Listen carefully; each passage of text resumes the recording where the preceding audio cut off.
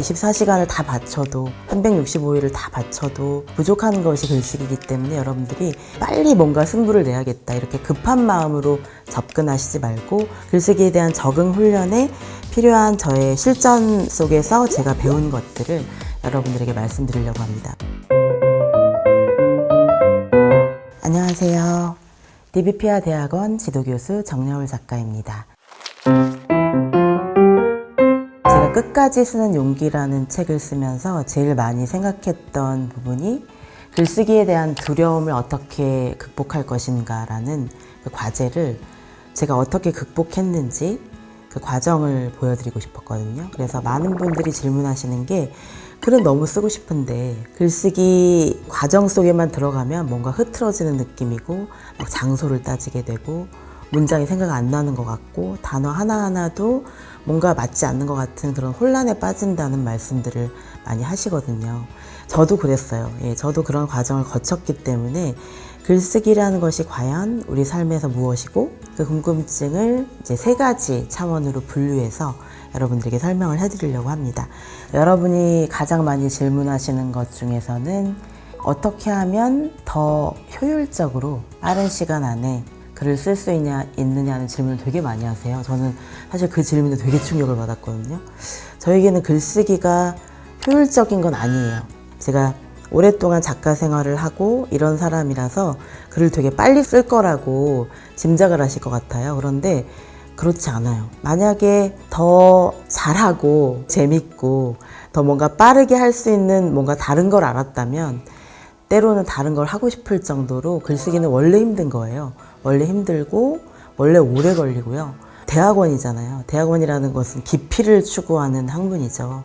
그래서 잠깐씩 왔다 갔다 하는 그런 것이 아니라 정말로 글쓰기에 대해서 여러분들이 깊이 생각하시는 시간이 되셨으면 좋겠어요. 그래서 글이라는 것은 저 같은 경우는 인생을 걸고 쓰는데 인생을 걸고 써도 매일매일 시간이 부족하더라고요.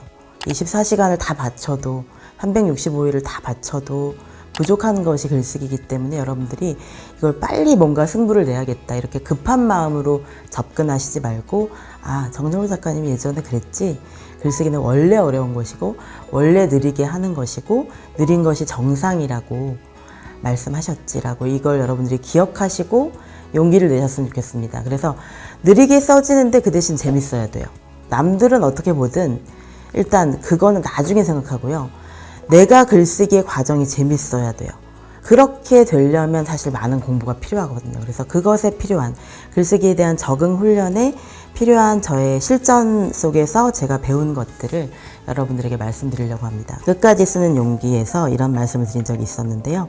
글을 쓰는 동안에는 온전히 나 자신에게 푹 빠져보세요. 잘 될 거라는 생각, 잘 되지 않을 거라는 생각, 그 모두를 떨쳐내고요. 내가 부족하다는 생각, 남들이 내 글을 어떻게 생각할까 하는 생각도 멀리 던져버리세요.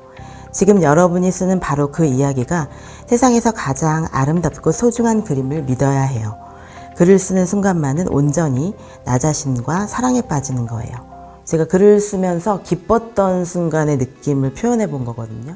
나 자신과 사랑에 빠질 정도로 내가 글을 쓰고 있는 이 내용을 좋아해야 돼요. 가장 중요한 것은 내가 사랑하는 대상에 대해서 글을 써야 돼요. 그러니까 여러분들이 연구하는 대상에 대해서도 만약에 대학원생이시라면 연구하는 대상에 대해서 사랑을 느껴야 좋은 글이 나오더라고요. 논문이더라도 내가 더 좋아하고 더 열정을 느낄 수 있는 대상에 대해서 글을 써야만 좋은 결과가 나옵니다. 그러면 정여울의 글쓰기 3S라는 3가지 S에 대한 설명이 있는데요. 첫 번째는 스토리예요. 스토리를 찾는 것이 가장 중요하고요. 두 번째는 센시티브, 예민함, 어떤 감각. 삶을 살아가는 데 있어서는 예민하면 힘들 때가 많아요. 그런데 예민하고 내성적인 사람이 글쓰기에는 절대적으로 유리해요. 그리고 세 번째는 스톡인데요.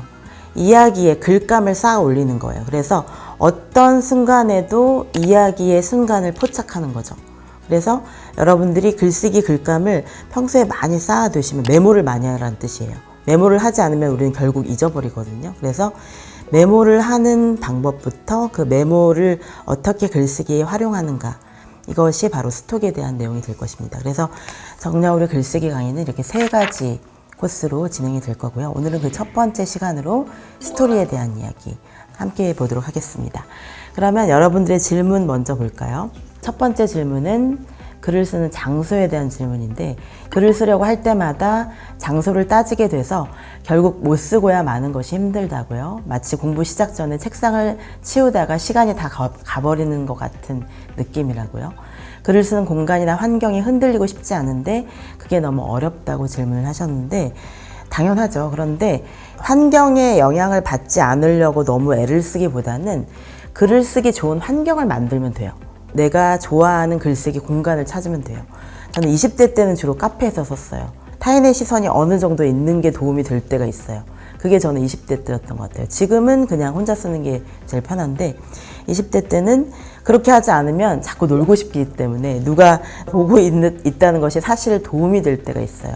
지금은 작업실을 구해서 쓰고 있어요. 그런데 작업실을 구한다는 게 모두에게 가능한 것이 아니기 때문에 나의 방을 글쓰기를 위한 최적의 공간으로 만드는 것이 가장 중요하거든요.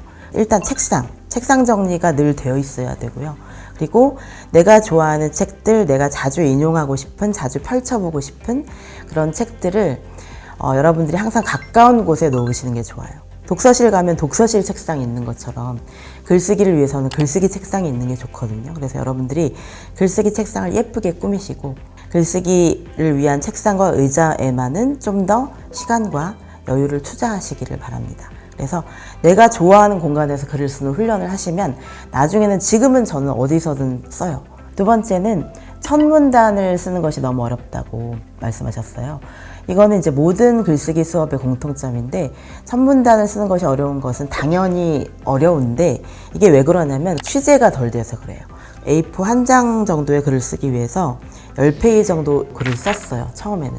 그래서 여러분들이 10년을 투자해도 아깝지 않겠다라는 생각을 할 정도로 사랑하는 대상을 찾으시고, 글쓰기 대상에 대해서 정말 많은 조사를 하셔야 돼요. 그래야 첫 문단이 떠올라요. 물론 저는 개요를 써서 막 규칙을 지키는 그런 글쓰기를 권하진 않아요. 저도 쓰다 보면 개요를 어느 정도 써놓아도 그 개요가 항상 바뀌거든요. 계속 쓰다 보면 바뀌어요. 그런데 그렇게 되진 않더라도 내가 머릿속에 어느 정도의 지형도는 그려져 있어야 되거든요. 내 머릿속의 지도. 그래서 짧은 글을 쓰실 때도 여러분들이 목차를 어느 정도 잡아두시면 도움이 돼요. 그리고 그러나 그러므로 같은 접속 부사들을 너무 많이 쓰지 말라고들 한다고 하지만, 그걸 쓰지 않으면 마치 연결이 분명하게 드러나지 않는 것 같다는 느낌이 든다고 하셨는데요. 이건 이제 글을 쓰는 시간, 글을 쓰는 경험의 문제인데, 글을 많이 쓰다 보면 접속사를 최대한 덜 쓰고도 굉장히 유연하게 물 흐르듯이 자연스럽게 글쓰기를 보여줄 수 있는 방법이 생각나요. 텔링과 쇼잉의 차이라고도 하는데요. 텔링은 내가 철수는 착하다 이렇게 설명을 해주는 것인데, 쇼잉은 철수가 착하게 행동하는 모습을 그냥 보여주는 거예요. 철수가 학교를 가다가 다음 차를 타면 늦을 것 같은데 폐지 수집 리어카를 끌고 가시는 할머니를 보고 빨리 타야 되는 차를 타지 않고 할머니를 밀어들었단 말이에요. 그런 장면을 보여주는 것만으로도 철수가 얼마나 마음이 따뜻한 사람인지 보여주게 되는 것이죠. 그래서 감동은 쇼잉이 훨씬 더 나을 때가 많아요. 텔링은 주장하고 선언하고 설득해서 어떻게든 독자를 직접적으로 끌어들이려고 하는 것이잖아요. 그래서 이런 쇼잉의 글쓰기, 막 내가 애써서 주장할 필요 없이 그냥 그 내용이 자연스럽게 드러나도록 장면을 보여주는 글쓰기를 해보시면 어떨까 싶어요.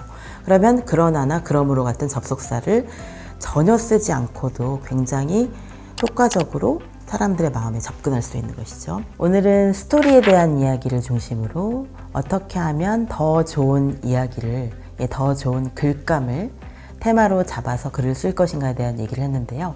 취재가 가장 중요하다는 것, 그리고 항상 읽고 있으라, 항상 인용하고 항상 중요한 문장들을 메모해 놓고 있으라는 말씀드리고 싶고요.